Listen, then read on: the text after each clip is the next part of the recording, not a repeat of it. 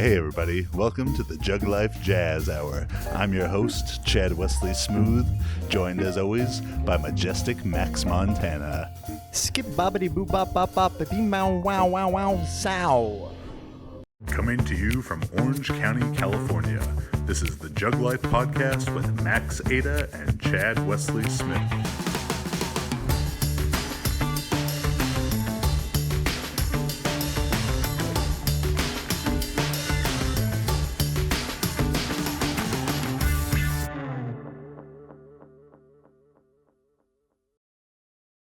Hey everybody, what's up? Chad Wesley Smith here, bringing you another episode of the JuggLife Podcast, joined as always by Mercurial Max Montana. Max, how you doing, buddy? I'm doing pretty well. How are you guys doing? Everyone out there in TV land. TV land. And our special guest today, as we continue our series of episodes here at USAPL Raw Nationals, the esteemed Michael Tuchscherer. Mike Tuchscherer. Mike T. How you doing, buddy? I'm good. Thanks for having me. So you got a busy weekend, a lot of athletes out here, and not competing yourself this weekend, right? Right. So if people out there in internet land aren't familiar with you, maybe a little background about you as a competitor and as a coach. Sure. Let's see. I've competed at the IPF level since 2005 or so, and pretty much did some event at that level more or less every year until about 2015, and kind of accumulated some injuries, and so I've taken a break from competing myself, just try to get all that stuff under control. Been coaching since 2008, like doing online coaching since like 2008. So this is really a great opportunity for me to focus a bit more on that. Although, I mean, not to get us too far off topic just to start, but I don't feel like one takes away from the other too much, because, I mean, it's powerlifting. It's not like you've got to train for 8 hours a day and you just don't have time to ever coach, you know? So like you can train and still coach, but I'm definitely doing a lot more coaching here. So not competing gives me a lot more time to be with my lifters and actually handle them through competitions, which is nice. How many athletes do you have at Nationals this weekend? Around 20-ish. You had a pretty good number or two at IPF Worlds this past year. Yeah, we had, let's see, we had 12 lifters at IPF Worlds, 6 medalists. So we had as many medalists. The silver medalist in the 52s, yes. Okay. For now. We had 6 medalists this year. So we had as many medalists this year as we had total lifters the year before, which was pretty nice. Wow. So, yeah. And a lot of that's happening through your company, Reactive Training Systems. Yeah. And when did you write the Reactive Training Manual, the first one? Almost 10 years ago. So that came out in 2008. So definitely due for an update, which I will do as soon as I can find some time to write. But yeah, I mean, the core principles haven't changed, right? You're pretty ahead of the curve there, because I wrote Juggernaut Method in 2010. So. Okay. But RTS has obviously grown a lot from pretty much just you to now a whole team of coaches. So tell us about the company. So we focus a lot on coaching. I mean, it's a coaching company primarily. So it's me. We have 5 assistant coaches, physical therapists that works with us. Injuries happen, and we like to be able to take care of people when they do. We like to focus on the individualization process for people, you know, and we're kind of most known for like RPE based training. That's definitely not the only thing that we do. Tend to be pretty hard promoters of it, but you know, there's lots of tools in the toolbox, but that whole individualization process is something that we like. Now, you know, I do a lot of seminars and stuff and get asked questions about RPE, and I always give the same answer. Really, I say the exact same thing at every seminar. Just I skew the jokes regionally, you know, so I forget where you are. Good evening, Cleveland. You get the crickets. And so I get these RPE questions, and I always say, you know, I talk about you doing RPE. But I would say that Mike Tuchscherer does not do RPE. You just do RE. You just rate of exertion because you've got your Tendo on one side, Sure. your Gym Aware. I've been in the gym with you, and you're Yeah. at the computer in between Yeah, every yeah. one. It doesn't seem like there's a lot of perception about it at this point for you. Well, it's changed a lot over the years, So it started out as definitely the classic, just perception of, reps in the tank kind of thing that's become well known as being RPE and powerlifting, right? And then probably about 2009, I picked up a Tendo unit and started playing with that and got to where I relied on that almost exclusively because, it's a really easy comparison to make after you observe some data. Bar speed correlates to RPE really well. But then after relying on that for a long time, To stop you real quick, would you say that when you say bar speed correlates to RPE really well, Yeah. do you think that's Mike Tuchscherer's bar speed correlates to Mike Tuchscherer's RPE, or it can be more broadly applied, that this bar speed range is this RPE for the population? Oh, it's definitely, that's another thing that has to be individualized, Yeah. right? And it's got to be tailored to like velocity at 1 rep max. So somebody like take me on a bench press, my velocity might be a 0.1 meter per second. You take somebody with really long arms or that's not as skilled at the bench press, and it might be a 0.15 or 0.2 or something like that. You see a lot of variance in the squat. Deadlift is a bit less, it seems like, but it's definitely dependent on the individual, Yeah, I think that's a really important thing for people to understand as velocity-based training has become more and more popular. The Shane Heyman Right. squat velocity. Yeah. He's maybe at 1.3 or something Right. on 100% of his max, and when that goes down to 1.1, it's a miss. Yeah. Where someone else, is just a grinder. Dan Green. Yeah. Like the first rep of a set of 5 is 0.5, and so is the 5th rep. Yeah. Those guys are just great at grinding weights. But before we continue with you and more talk about RPE and RTS and ABC and XYZ, we want to take a quick break. This episode of the JuggLife is brought to you by Smooth Jazz and Split Jerks. It's a lifestyle, and we're going to take a quick break for a Strength History Minute. Yurik Vardanian, hailing from what is now Armenia, is one of the most celebrated weightlifters in Soviet history, for good reason. Vardanian is a 7-time world champion plus 1 silver from the 75 kilo up to the 90 kilo class, and is the first lifter to ever total 400 kilos in the 82.5 kilo class. In the 1980 Olympics, Vardanian's gold medal performance in the 82.5 kilo class of 400 kilos also out-totaled the 90, 100, and 110 kilo class winners. He finished his career with PRs of 182.5, 224 at 82.5, and 190, 228 at 90. His 417.5 total in the 90 kilo class is only 4 kilos below Ilya Ilyan's 94 kilo class world record. He broke 43 world records during his competitive career, and another story that really stood out to me was having a broad jump of 4.1 meters, 13 feet 5 inches, a foot over the NFL Combine record. All right, hopefully you learned something new there about a legend in the strength game.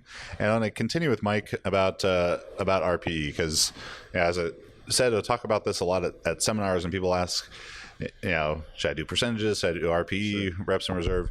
And I often caution more beginner lifters against using RPE because I think it's a tough thing for them to effectively assess, and maybe can even be a detriment to their own enthusiasm for hard training can become a detriment for them. So as someone, maybe with a year or less of training experience, right, what advice might you have for them when implementing RPE? See, a year or less is tough because there's so much to focus on at that point. But I do think when you get to the point where you're curious about RPE, you hear about it, just start rating it. You don't have to do anything with it, especially at first. And what I'll tell people to do is, keep doing whatever program you're doing. Just practice rating the RPE. And sooner or later, I find that the thing that'll happen is that they'll say, this set's always an 8.5 RPE, but today I rated it an 8. I wonder if that means I should move the weight up. And then it's like, there's the light bulb, and maybe now you're ready to move into more of an RPE based program. Like if it's reliable enough to you that you feel comfortable with it, then okay, maybe now is a good time to start playing with it a bit more, but before that, it's a skill, so you can practice it, Is there any common ways you see people often messing that skill up? What do you see people? How do you see people screwing RPE up? Well, that you can save them from. I think there's a kind of mentality of lifter that seems to work best with the system. We've always kind of called it controlled aggressive. Like you've got to want to put some more weight on the bar. And it seems kind of weird probably to all of us here to even say that, but it's like if you're lifting weights, you should want to put more weight on the bar. But some people don't seem to, they're like happy to keep lifting the same weights until it's, it's achieved some mythical perfection that isn't going to happen. So you have to want to put more weight on the bar, but at the same time, you can't want it so bad that you're willing to, disregard everything else. So you've got to, when in doubt, add another 5 pounds kind of attitude, but with some constraints, with some willingness to be honest with yourself, The biggest thing RPE is basically, one of the biggest things it's basically doing is preserving the quality of the training, right? Because you could say, here's an open-ended set of, 5 sets of 5 or whatever it is, and, getting outside that realm where the technique is consistent starts to degrade the quality of that training, right? Or it becomes the adaptations are going to be less beneficial, right? Applying that to weightlifting, where the using RPE as a guide for like Olympic lifting would be really difficult because, like we're talking about Shane Hammond, where it's like you might have a lift that's an 8 RPE, but it's 5 kilograms from your maximum.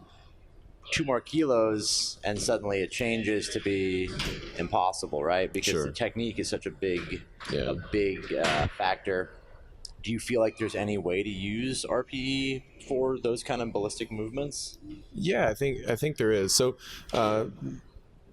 RPE, at least in the powerlifting world, has kind of become synonymous with like a reps in reserve sort of scale, which is cool on one hand, but that's not the only way to use it. Like my wife was a Division I sprinter, and they used RPE in sprinting, so they would say, you're going to run a 200. I want you to run it at 90%, right? Or 80%. And it's like, well, how do you, like the analytical powerlifters that we all are, kind of go, how do you know if it's 80% or 82%? Like, who cares? Right. Just run it. Stopwatch.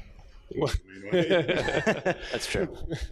Well, I mean, in terms of effort, right? Mm-hmm. So, one thing that I think would be cool, and you would be able to comment a lot more on its practicality than I would, but like if you could think of it as, kind of a kilos in reserve sort of thing, right, rather than reps in reserve, because reps in reserve doesn't make sense for some things, your reps in reserve for a box jump, like what is that? Right. So I think it just means something different in those sorts of areas, but it's just not reps.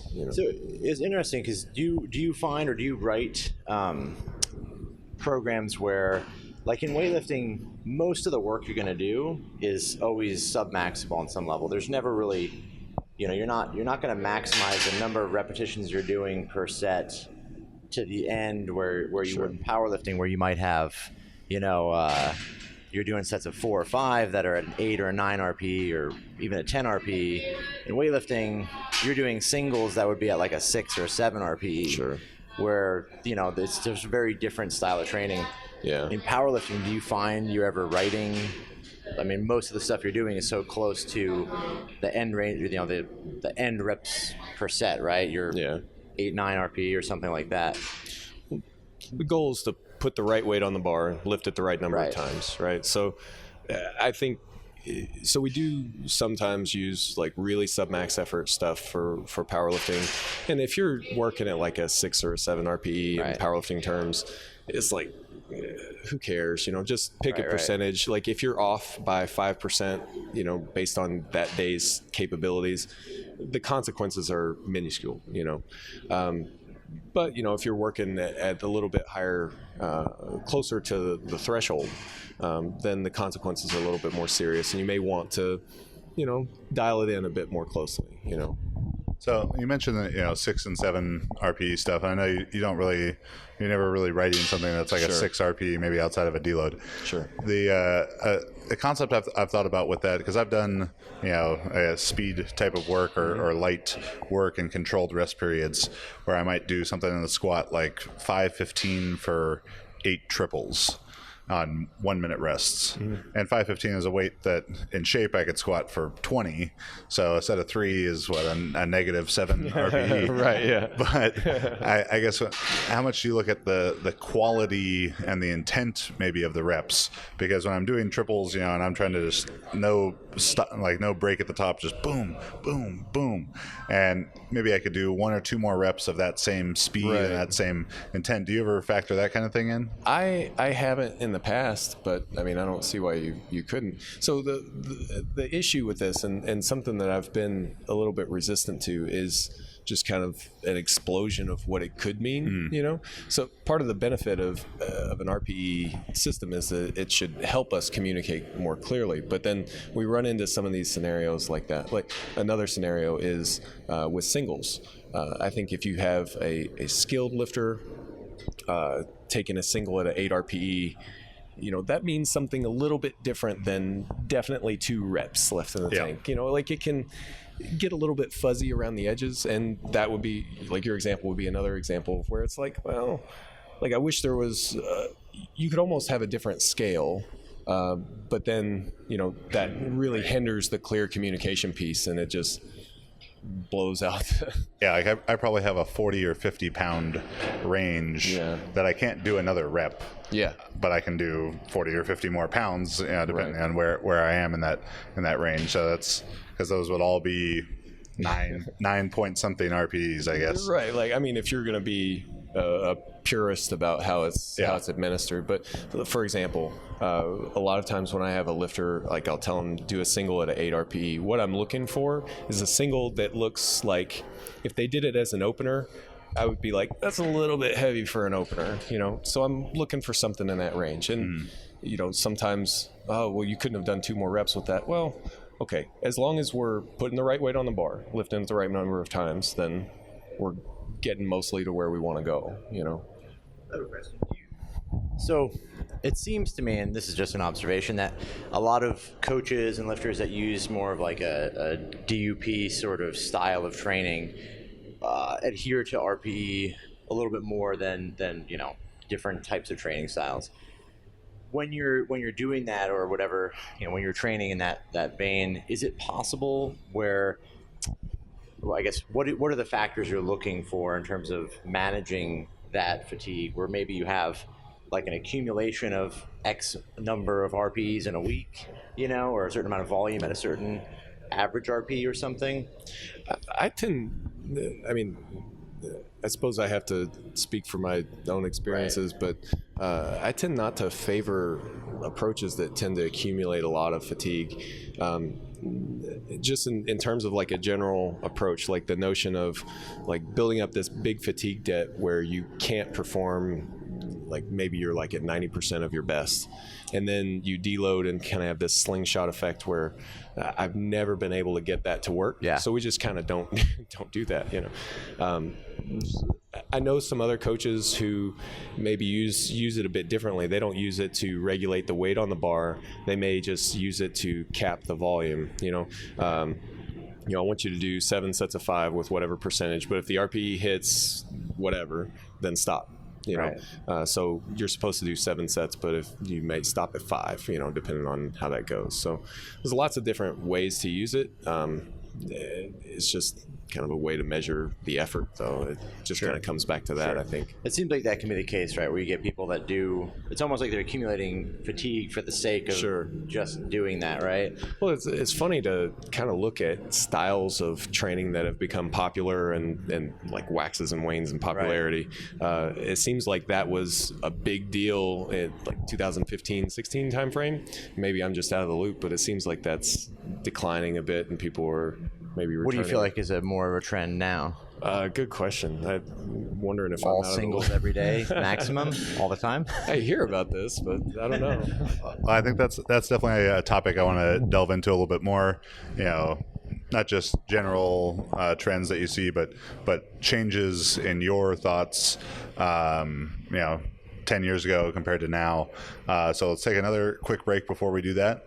You're going to see a little bit about my book, Thoughtful Pursuit of Strength, where I sort of talk about the practical application of the ideas in our book, Scientific Principles of Strength Training, how I've applied them to my training, athletes that I coach, and sort of a development of the ideas from the Juggernaut method of 2010, Juggernaut method 2 in 2012, and then this one that I wrote in 2016.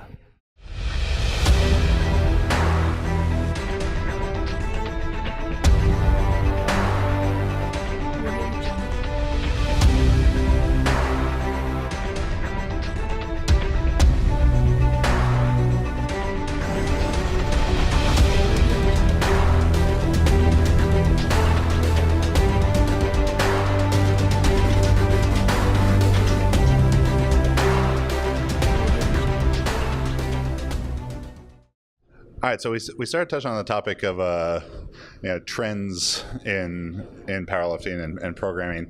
But what are some things that Mike Tuchscherer of 2017 looks back on 2008, Mike Tuchscherer 2005, Mike Tuchscherer and thinks like, you're really missing the boat back there. Yeah.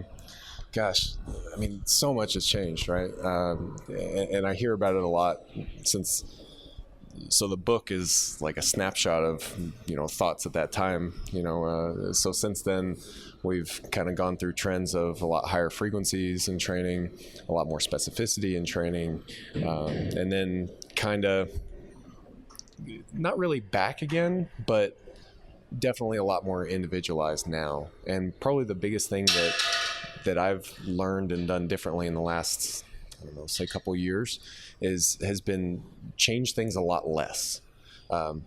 It seems like my tendency was to just shotgun variation out there. The program changes every week. You never have 2 weeks that are exactly the same, and it's like, well, why? If you kind of stop that and let the program settle a bit more, I think you get a much more clear picture of the adaptations that the athlete's going through, and you learn a lot more and can do a lot cooler stuff with it. For example, I've got one guy competing this weekend. Whenever we would peak for a competition, his results would just kind of fizzle. Things were going great, looks great, and then those last couple weeks is just, and when we started slowing it down, we see it's high intensity. Every time we start touching high intensity, his performance suffers. He starts feeling beat up. So let's just not do that, right? And we ended up sending him into a competition doing nothing heavier than a set of 6 at a 9 RPE, so like 80, 85% depending on the lifter. And yeah, I mean, it's like, dude, what are you doing? Like, that's not powerlifter stuff, right? And it did make attempt selection a little bit scary, but he smashed it and set some big PRs and stuff. And so for this competition, he'll compete on Saturday. We experimented with kind of alternating every other week. So we would go heavy one week and then stay away from it the next week. And it's been kind of a middle of the road. Like, he's not as beat up as before, but he's not quite as awesome as before. However, at the same time, his strength is still staying up and he's not kind of having that fizzle effect. So we're learning a lot about his individual response. Now, that's not a thing that I would have everybody do, but if you can get into those kind of details, man, I think that's great. What are some kind of general markers that you're looking at? Yeah, maybe even sort of intake type of information to begin to assess, or to begin to make like the most informed guess that you can with a person starting off. Training history is probably the main one. So if we're starting with somebody new, man, if they've got a good training history, a good training log, then that's really valuable. A lot of people don't, or at least don't have it to the degree to which it would be helpful. So one thing that we're kind of playing with more recently, we've been trying to get personality data from people. I've talked to a lot of coaches that just anecdotally notice like some personalities tend to do better with one approach or another approach. So wouldn't it be cool if there was something more tangible, like, hey, on this test you rated really high in conscientiousness, which means, you know, your training would usually be, no, it's only a starting point for individualization, but if you can have a little bit better starting point, then that whole process is a little bit faster. So I think that would be neat. That's kind of interesting, because I feel like that's something that I've always noticed a lot, especially with just having a variety of different athletes, coaching them, and like you just see different types of personalities that really like are similar. Like, okay, these guys were these two athletes I coached at different times, very similar personalities. The programming reflected, you know, certain similarities in that for those people. It's kind of neat to see that you're seeing the same kind of thing, right? I'm not just crazy. No, not at all. So even to the point where, so we just kind of took a quick internal look of like, okay, let's take the personality data from our own clients, and only clients that you've had for more than 6 months. So the assumption being, if they've stayed for 6 months, then they must be somewhat happy with it. Right. And then look at personality differences between the coaches on our staff. That was interesting, because you go, man, so-and-so tends to work with clients that are high in neuroticism. This other person tends to be really high in agreeableness, or, you know, these different things. And you start to go, you know, maybe and it's not so simple as like, well, that's just the personality of the coach or the opposite personality of the coach, but there's some sort of interplay between those, you know. So then when you find like the one coach on your team who's like secretly dressing up as a woman and like killing cats in the alley, you like start telling, you might send a feeler out to the FBI for all his clients too. You don't want to look at these folks. Right. Our RTS watch list. Yeah. That's really cool. Yeah. So something that, you know, we're about, and I know that you're about, is education, and trying to best educate coaches and athletes towards, you know, helping them with their goals. And in doing that, we do it mostly through the internet, which is a different way, and, you know, certainly has its positives and its drawbacks. And I think something that you've done that's helping to really advance that is your Rts Classroom. So tell us about, you know, why you wanted to create that and kind of what it is. Sure. I'm glad we get to talk about this, actually, because I think it's a really cool thing, and it stemmed from doing seminars, really. And every time you would go to a seminar, you would have, you know, at most like a day to tell them everything you know, and you always have to start at the beginning because it's a new crowd, so you can never really, part of it's selfish, because I could never really get into what I thought was the really cool stuff, you know. And Max and I have seen that. I'm always surprised at seminars when you know, by a show of hands, who has read Scientific Principles of Strength Training? Who has watched this video, that video? I would think that it would be 100% of people. Because it's like, well, the video is free on YouTube, so why wouldn't you watch that before you pay $150 to come and listen? But it's like a third of people will raise their hand for that. Right. Yeah. So the prerequisites are a tough part. Yeah. So you end up covering, you know, and there's value in seminars, I think, for other reasons, but in terms of just pure getting the information, you kind of get a certain level, you know. And so it kind of stemmed from us wanting to get a lot more in depth. So by teaching it on the internet, you know, you have a series of 10 classes that are 30 minutes each, and you can get into a lot more depth, and then you can do a series of classes. And so we have I guess microcycles is technically the starting point, because the idea is, let's start at the beginning, and how do you build a really great microcycle? It's the foundational period of training, designing and executing a really great training session, a really great training week. And then we build on that into mesocycles, but then we go further, but those first two classes are prerequisite. You know, we talk about individualization, we talk about emerging strategies and using training metrics and all this other stuff, but everybody that gets to those classes has already covered the basics, so we can talk about them in more detail and kind of do some neat stuff with it.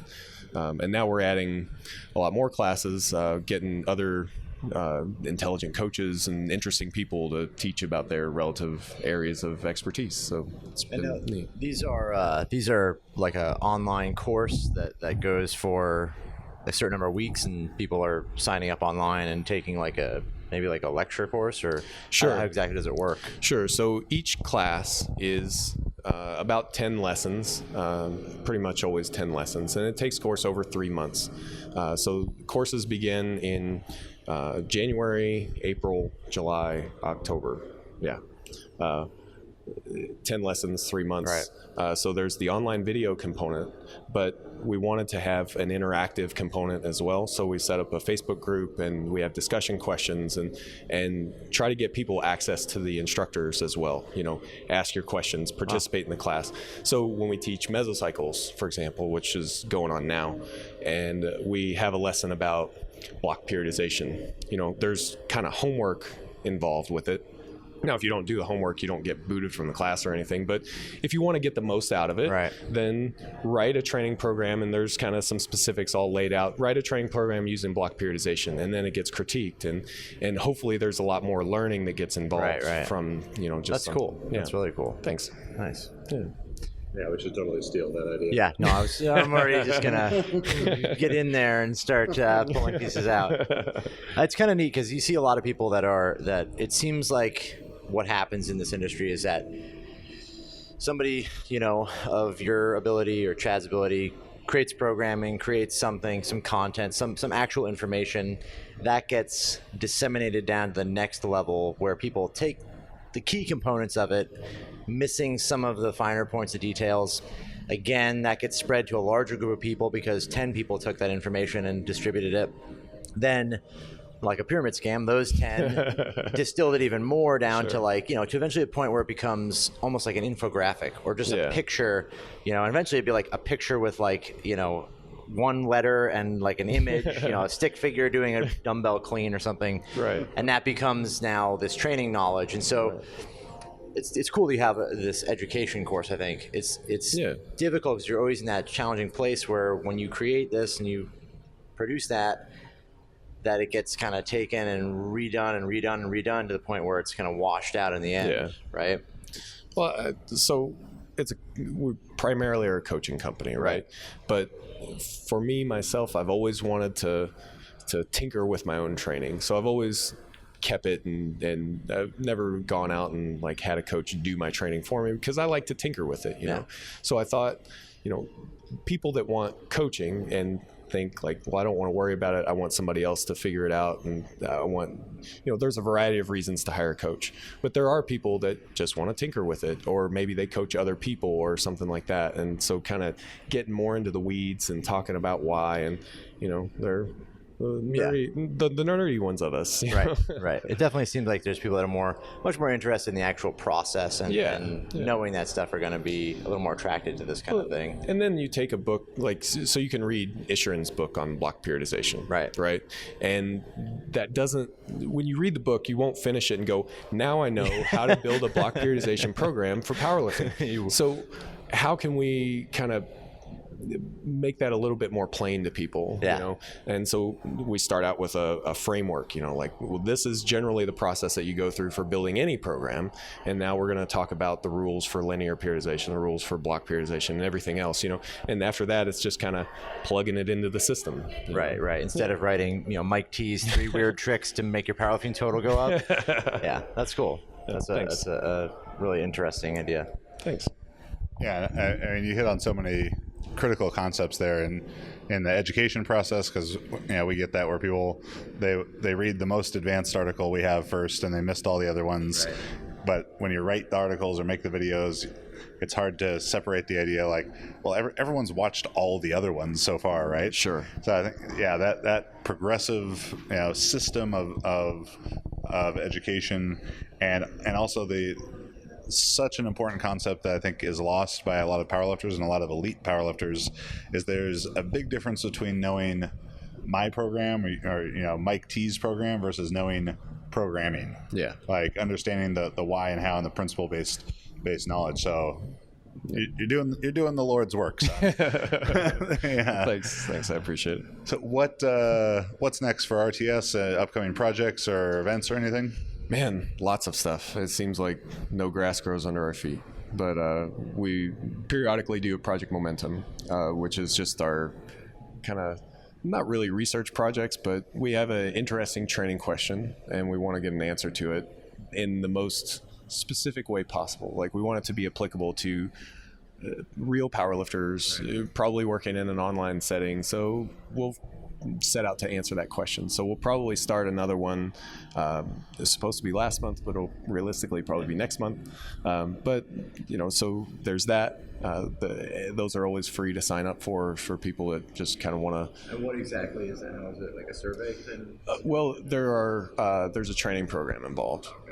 Good question, actually. So you sign up for Project Momentum, and there will be a process as far as collecting initial data from everyone, and then you'll get a training program that's however many weeks long, and all that's spelled out up front, and kind of inclusion criteria, people that we recommend it for, people we don't recommend it for, and so on. And then we help them through the training program. At the end of the training program, we'll have an exit questionnaire typically and try to collect some more data that way. So there's that's coming up. We're also planning to do a seminar in New York early in November. We want to.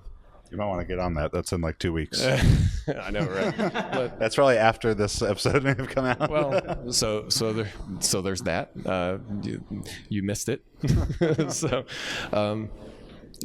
we're always developing new stuff for the website as well, which is probably the major ongoing project that we have.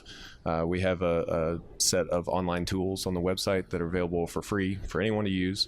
There's a training log application. There's an athlete monitoring application that helps you track how recovered you are, and just a lot of ways to get good, useful information back out of your training log. So the guy I was talking about, who we figured out, that he tends to respond best to 6s, and so we just don't have him push heavier than that very often.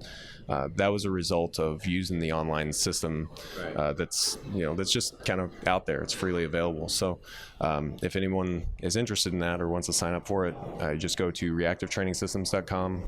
You log in, you click on apps, you're there. Mike, very cool, man. It sounds like you guys are doing awesome stuff, and in the probably 5-6 years we've known each other, very cool to see your website grow, your company grow, all that stuff. So thank you for coming on and sharing.